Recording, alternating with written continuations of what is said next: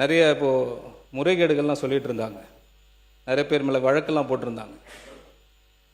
சில இடத்துல பார்த்தீங்கன்னா கட்டாயப்படுத்தி தான் காசு வாங்கியிருக்கிறாங்க. அதில் ஒரு மிகப்பெரிய ஒரு பாதிக்கப்பட்ட ஆள் நான். கட்டாயப்படுத்தி இது நிறைய இடத்துல நான் பதிவு பண்ண விரும்புகிறேன். அதுக்கு முழுக்க காரணம் என்னன்னு கேட்டிங்கன்னா, இங்கே சாட்சின்னு கேட்குறாங்க, எவிடன்ஸ் கேட்குறாங்க. அது டாக்குமெண்ட் எவிடன்ஸ் வந்துட்டு போகுது. இங்கே நானே ஒரு எவிடன்ஸ் தான், நானே ஒரு சாட்சி தான். ஃபார்மர் எஜுகேஷன் மினிஸ்டர் அவர் சபையில் இல்லை, அப்படி இருந்தால் சொல்லியிருக்கணும். பட் வேறு வழி கிடையாது. நான் டிஸ்க்ளோஸ் பண்ணக்கூடாதுன்னு நினச்சேன். அவர் வழி இல்லை. கடந்த 3 நாட்களாக இந்த சப்ஜெக்ட் இப்படி சுற்றிக்கிட்டே இருக்குது. இதுக்கு ஒரு முற்றுப்புள்ளி வச்சு ஆகணும். நாளைக்கு வேணால் அவங்க கேஸ் போட்டுக்கிட்டோம், டிஃபமேஷன் கேஸ் போட்டுக்கிட்டோம், இல்லை என்கொயரி போட்டு நானே வரேன், டைரெக்டாக அவரை ஃபேஸ் பண்ணலாம். எந்த இடத்துல, எந்த டி நகரில், எந்த இடத்துல, குளோபல் அப்படின்னு ஒரு இடத்துல எவ்வளோ அமௌண்ட்டு கொடுத்தோம் எல்லாம் நானே சொல்ல முடியும். எல்லாரையும் சொல்ல முடியும், கிளியராக அமௌண்ட் சொல்ல முடியும்.